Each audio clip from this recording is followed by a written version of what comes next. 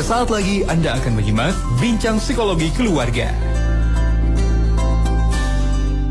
Seperti biasa, di hari Selasa pagi, kita akan sama-sama belajar banyak. Yang semoga ini juga mampu membuat kita lebih baik lagi, terutama di dalam menjadi orang tua, sahabat MK. Bersama dengan Pak Wasmin dan juga Ibu Lilis Komariah yang alhamdulillah telah hadir bersama dengan kita di pagi hari ini, kita akan berbincang berkaitan dengan kepribadian negativisme. Sebetulnya apa sih kepribadian negativisme ini? Kita akan belajar banyak di pagi hari ini bersama dengan Pak Wasmin dan Ibu Lilis yang alhamdulillah telah hadir di pagi hari ini. Assalamualaikum warahmatullahi wabarakatuh, Pak Wasmin, Bu Lilis. Waalaikumsalam warahmatullahi wabarakatuh. Bagaimana kabarnya di pagi hari ini, sehat ya? Alhamdulillah, luar biasa. Allahu Akbar. Masya Allah, alhamdulillah. Pak Wasmin, Bu Lilis, temanya menarik berkaitan dengan kepribadian negativisme. Kadang kalau kita mendengar kata negatif, ini tidak baik ya. Tapi apakah kepribadian negativisme ini juga berarti yang sama atau seperti apa? Silakan. Di awal mungkin ingin menyapa terlebih dahulu sahabat MK. Ya, sahabat-sahabat MK, kita pagi ini mengangkat tema yang kita sering alami sebetulnya sehari-hari dalam kehidupan keluarga, suami atau istri, atau anak, juga dalam kehidupan perkantoran ya, bisnis maupun perkantoran, termasuk dalam kehidupan politik, apalagi ya negativisme. Ya, hanya mungkin fenomena ini banyak yang tidak tahu apa sih namanya gitu.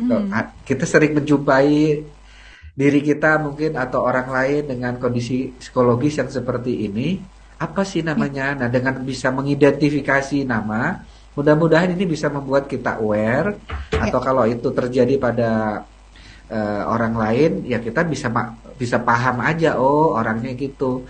Yang lebih pentingnya dengan kita paham kepribadian negativisme ini, kalau itu terjadi pada orang lain dan kebetulan dia lagi kumat, apa sih kumat ya istilahnya ya, dia menunjukkan gejala itu pada kita, kan kadang-kadang kita kena tuh teh, jadi agak jadi kesel, jadi kena kesel karena memang negativisme itu satu kepribadian yang nggak pas sebetulnya, tidak perlu dibudayakan, tidak perlu dipraktekkan gitu.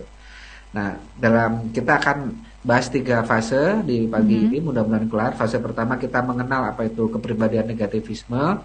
Yang kedua, kita mengenali gejala-gejalanya gimana. Kemudian yang ketiga, apa penyebabnya. Dan yang keempat, bagaimana cara menanggulanginya atau menanganinya. Sehingga nanti kita bisa lebih paham. Karena kehidupan kita ini kan selalu bersama orang lain ya, interaksi sosial. Dalam interaksi sosial kita semakin lama akan semakin bisa melihat, akan semakin wise, semakin bijak, semakin smart gitu ya. Dan terutama dalam mengasah keterampilan sosial kita, dalam mengasah kecerdasan emosi kita. Apa itu, Bu Lilis, kepribadian negativisme? Ya, kepribadian negativisme itu di mana sebenarnya ada konflik, Pak Wasmi, konflik dalam diri, di mana kurang bisa untuk mengekspresikan emosi negatif. Sebenarnya semua orang juga punya ekspresi negatif ya, punya emosi negatif. Biasanya yang sering dibahas itu emosi negatif itu sedih, takut, marah, kecewa, frustasi, tidak berdaya, kemudian penolakan. Nah, itu emosi negatif. Keiri-dengkian. Nah, itu ada iri gitu. Nah, dengan dia tidak bisa mengekspresikan keluar, akhirnya sebenarnya sih diekspresikan tapi secara pasif. Biasanya dengan di dalam atau dengan halus banget, Pak Wasmin, dengan sindir-sampir kalau Sunda itu ya. Nah itu. Nah, sehingga yang terjadi karena konflik dia akhirnya timbullah negatif gitu, Pak Wasmin. Gitu. Jadi gini, umpamakan negatif itu adalah sebuah benda gitu ya, yang ada dalam diri seseorang. Contohnya benda itu namanya benda penolakan. Dia ada sesuatu keputusan yang dia sebetulnya nggak setuju. Itu ketidaksetujuan itu diumpamakan sebuah benda negatif gitu ya. Nah, biasanya kan orang kalau tidak setuju itu dia akan mengekspresikan, menyampaikan ketidaksetujuannya. Nah, Betul. kepribadian negativisme ini yang sering disebut juga pasif agresif ya. Itu dia nggak mampu mengekspresikan, nggak mampu menyampaikan. Akhirnya dipendam. Lama-lama bisa. Nah, karena benda penolakan ini negatif itu di dalam dirinya ditahan, maka dirinya menjadi diri negatif. Nah, gitu. itu. Makanya disebutnya negativisme Oke. atau diri Apakah negatif. ada kaitannya dengan ketidakmampuan tidak asertif berarti ya? Yes. Iya, betul. Makanya- Nyambung dengan materi Ini- yang kemarin. Iya. Ini langsung ke loncat ke yang keempat, bagaimana cara menanggulangi. Hanya memang asertif kita bahasanya umum. Nah, salah satu latihan untuk kepribadian negativisme itu salah satu saja. Ini latihannya memang baik. nantinya ya. Tapi kita kenali dulu sih apa sih ciri-ciri atau apa sih negativisme itu? Kalau dari definisi tadi Buli sudah sampaikan ya. Di mana seseorang punya, ya pada dasarnya semua orang kan punya ya perasaan negatif gitu. Iya, betul. Setiap orang normal ada perasaan kesel, ada perasaan nggak suka, ada perasaan nggak setuju, ada perasaan iri, perasaan sedih gitu. Hanya kalau orang yang bukan negativistik atau bukan sifatnya tidak negativisme, itu yang kalau ada perasaan nggak nyaman, nggak enak, dia segera akan sampaikan gitu. Misalnya contoh anak saya gitu ketika lagi dengan bundanya, interaksi dengan bundanya, kemudian bundanya gimana gitu, dia langsung bunda mah ribet, dengan bunda mah ribet gitu ya. Nah, itu jadi menyampaikan. Ya, dia gitu. menyampaikan, dia berani menyampaikan gitu. Dengan bunda mah ribet nih orangnya gitu. Nah, itu kalau dia berani menyampaikan gitu malah bagus gitu. Justru nggak akan terjadi negatifnya, malah keluar gitu Iya. istilahnya. Tersalurkan. Ketidaksukaan dengan ribetnya bundanya itu keluar gitu. Nah, tapi ada anak yang ketika bundanya dia kerasa bunda ribet gitu, tapi ketika mau ngomong gitu nggak berani. Akhirnya dia pendam gitu, seperti iya gitu. Akhirnya dia menjadi negatifnya masih ada dalam dirinya. Karena gitu. kalau dipendam itu misalnya yang emosi negatif itu dipendam seperti sampah Pak Wasmin. Lama-lama emang jadi nggak nyaman juga gitu, mengganggu. Nah, ketika lama-lama sampah kan lama-lama jadi bau kan gitu. Betul. Gasnya keluar dalam artian ya lama-lama juga fitrahnya orang, sebenarnya dia itu pengen mengungkapkan itu. Tapi karena tadi udah gitu dipendam aja, nah lama-lama juga pasti keinginan itu keluar, dan keluarnya itu karena sudah dipeyem, dipendem, diperam itu kan jadi lumayan gitu. Kalau misalnya sampah biasa jadi buang misalnya, terus diolah nggak bau, tapi kalau disimpan itu bau dan Membusuk, itu ya. menjadi penyakit gitu, penyakit Betul. untuk dirinya gitu. Ya misalnya sekali dua kali misalnya. Contohnya misalnya kita ada saudara tinggal di tempat kita. Sebenarnya kita sih nggak setuju dia tinggal, tapi kayaknya nggak enak juga. Nanti masa sih saudara nggak ini gitu. Nah akhirnya dia terpaksa menerima, tapi dalam hatinya enggak. Nah nanti kan orang itu ada sikapnya yang sebaik-baiknya orang kan ada nyebelin juga misalnya ya. Nah ketika si orang itu di rumahnya itu ketika tamunya itu agak menyebalkan gitu ya.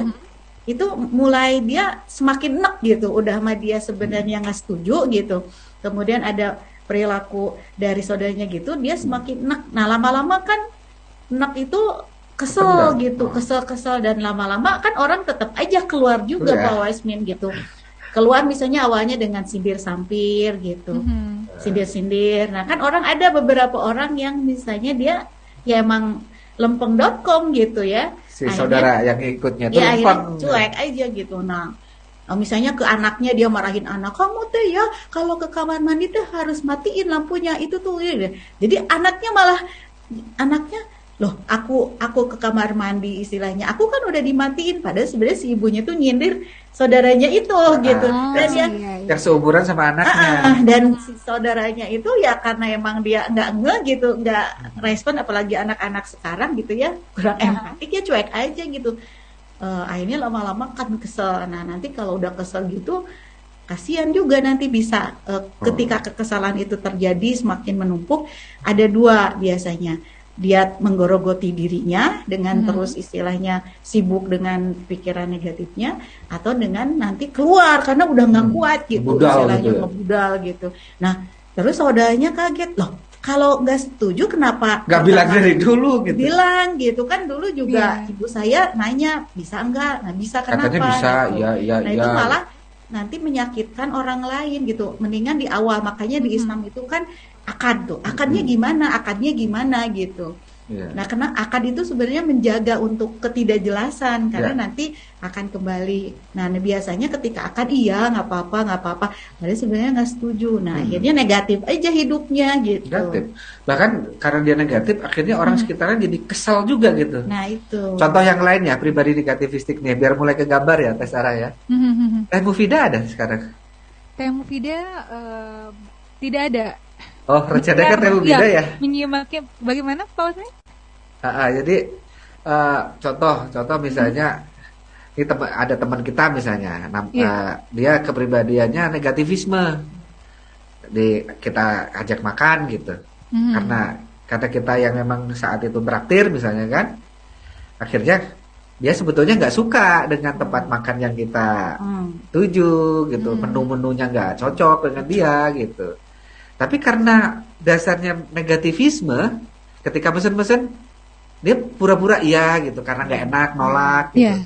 Tapi yang terjadi apa? Sisa makanan di piringnya banyak banget gitu. Jadi kan yang orang di sekitarnya juga jadi kesel gitu. Kalau emang nggak suka ya nggak usah, nggak harus pura-pura menyenangkan. Kenyataannya nggak suka, nah gitu loh. Ini kepribadian negativisme itu kayak gitu, mirip-mirip kayak gitu. Ya gitu. Tapi di belakang ada bagian dirinya yang belum setuju. Makanya negativisme disebut juga kepribadian konflik ya. Dia sebetulnya sedang merusak dirinya juga. Hanya emang kalau lingkungannya nggak tahu, lingkungan jadi ikut kesel juga jadinya. Kalau negativisme itu ada dalam sebuah perusahaan, ya itu kok seperti iya di depan atasannya, iya di belakang ngomongin atasannya. Nah, itu biasanya juga sering disebut gejalanya itu keras kepala, Pak Wasmi. Jadi keras kepala itu ngeyel juga ngeyel, tapi tidak di depan, spontan, nggak langsung hari itu ya tapi nggak dilakukan. Nah ini mulai ke gambar ya. Jadi negativisme itu satu kepribadian di mana dia punya sikap negatif. Bedanya dengan orang yang bukan negativisme, orang mah mengekspresikan, dia tidak, akhirnya dipendam dalam dirinya, dia pasif. Dia tetap tidak berdamai, konflik dengan dirinya, dan bahayanya itu nanti akan menjadi penyakit-penyakit psikosomatis juga dalam dirinya, dan ngebudal nanti pada saatnya juga dia ngebudal gitu. Sampai orang sekitarnya juga kaget gitu. Bukannya dia orang penyabar selama ini, tapi kenapa ya kayak orang yang berbeda gitu. Nah ini yang harus kita pahami ya. Lebih detailnya apa ya, Bu Lilis ya, gejala-gejalanya ya. Tadi keras kepala, kemudian poin-poinnya ada boleh konflik, dibacakan aja gejalanya ya. Ini menurut apa Asosiasi Psikolog Amerika ya. Gejala-gejalanya itu menunda menyelesaikan tugas yang awalnya secara sukarela dilakukan. Nah, menundanya itu sengaja karena juga ada orang yang menundanya karena lalai gitu ya. Lupa, kalau gitu. Itu sengaja berarti ya. Ya, karena lupa atau karena dia sebenarnya prioritas gitu, prioritas yang lain gitu. Nah, kalau ini mah dia tahu gitu. Dia menunda aja gitu. Karena tadi kan sebenarnya dia menolak, tapi di awal dia nggak berani gitu. Kemudian yang kedua, sengaja membuat kesalahan atau melewatkan tenggat waktu untuk proyek, tugas atau acara. Jadi misalnya rapat, oke, setuju ya ini. Dia nggak setuju. Dia bilang dia diam. Iya diam. Nggak bilang nggak setuju gitu. Ya, tapi nanti mangkir gitu. Ikut gitu. Nanti pas acara mangkir atau gitu. Terlambat, males-malesan. Nah terus selanjutnya nanti ketika mangkir dia gampang menyalahkan orang lain tuh kan gitu, karena si anu. Jadi gejalanya juga gampang untuk mengkambing hitamkan orang lain. Sebenarnya kan simpel, kalau kita berbuat salah, nggak usah kayak sekarang saya dengan anak-anak saya gitu ya. Kan kalau kita misalnya salah, jangan sampai misalnya kayak anak saya nih.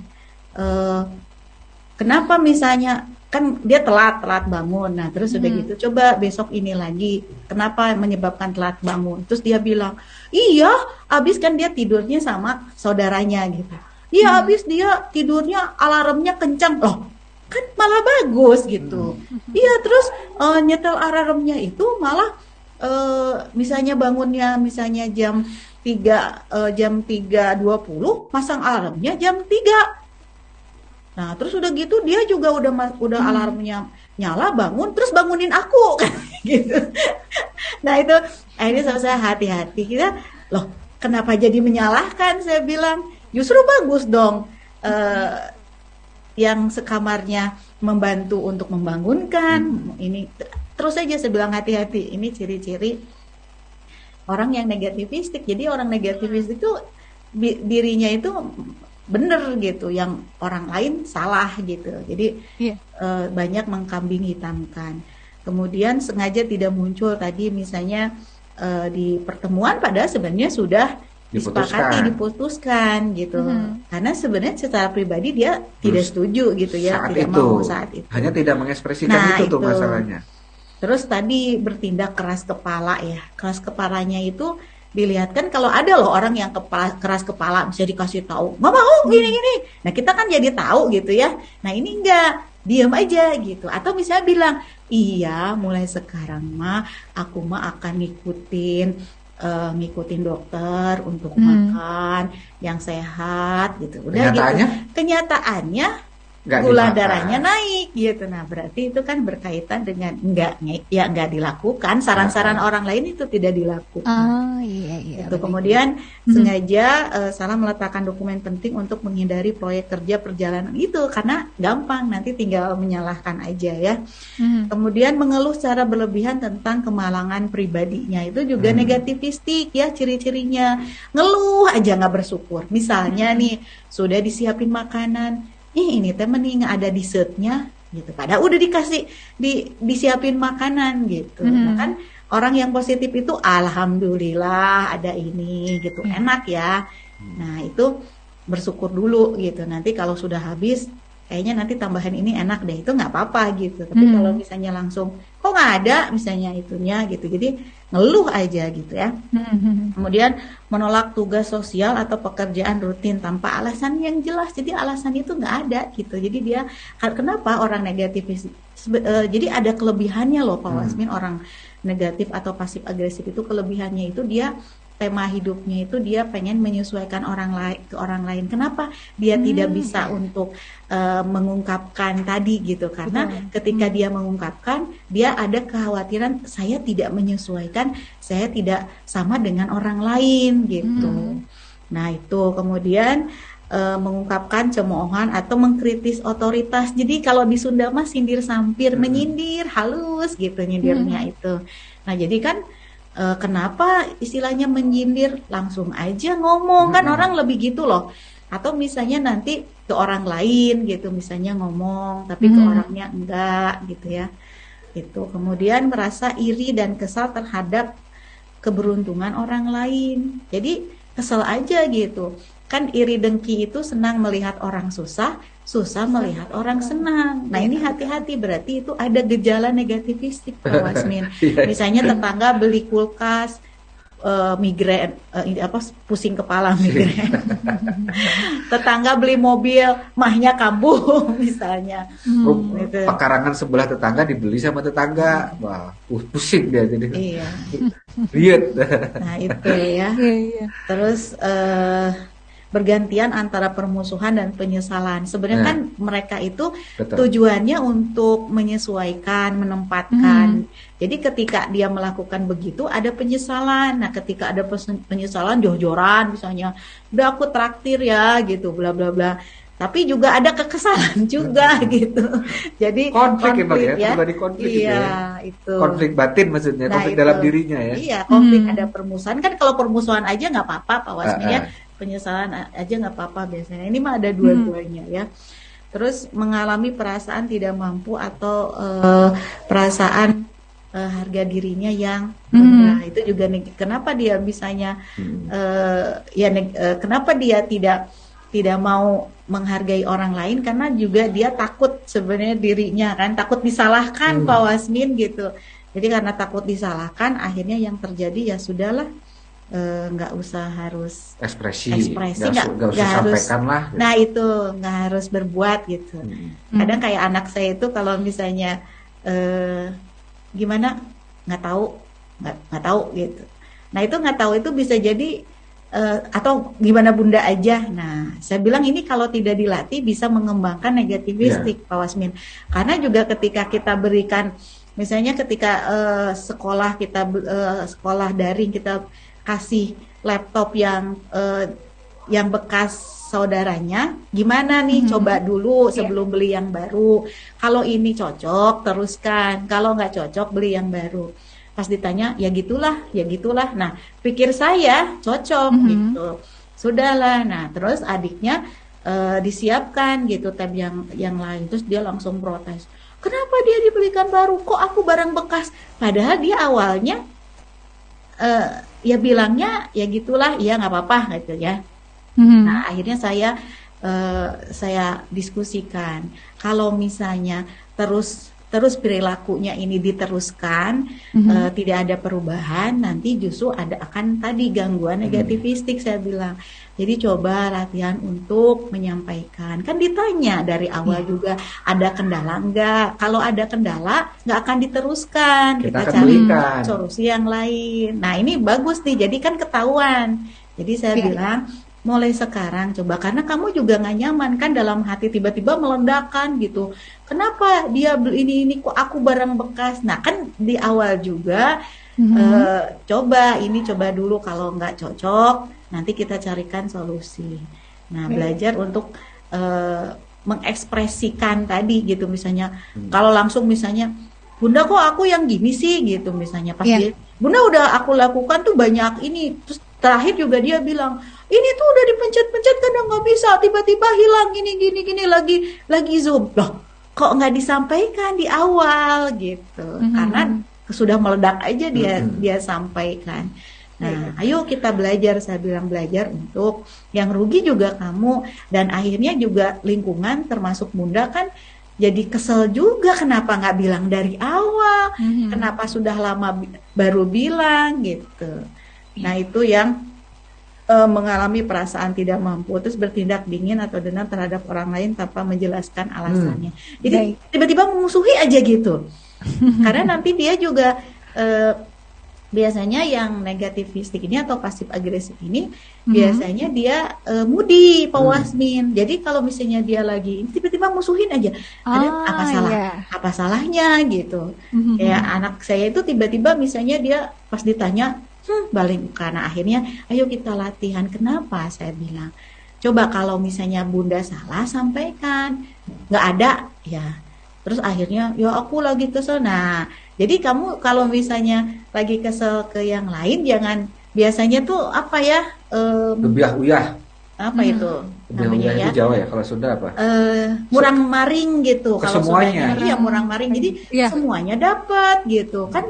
Jadi oh masalahnya karena itu, coba kalau kamu bilang, saya bilang ke anak saya kan pasti ada solusinya, oh karena itu boleh, nanti ini solusinya tuh kan, saya bilang beres kalau dibicarakan. Tapi kalau tidak dibicarakan, tiba-tiba kamu ketemu, jadi apa salah saya baru pulang gitu, mukanya masam. Coba kita latihan terus gitu ke anak saya. Dan sekarang alhamdulillah sih Pak Wasmin sudah mulai ya sudah mulai. Misalnya kayak mau makan, misalnya sok milih kemana gitu. Kalau dulu mah ya ikut bunda, oh nggak bisa, saya bilang nggak bisa ikut bunda, kamu silakan untuk belajar untuk memutuskan, nggak apa-apa, salah juga. Kalaupun misalnya itu ada teguran, tinggal terima aja tegurannya gitu. Makanya kita langsung bahas yang keempat nih ya. Cara menanggulangi. Kita tahan dulu mungkin Pak Wasmin. Kita tahan dulu, santai.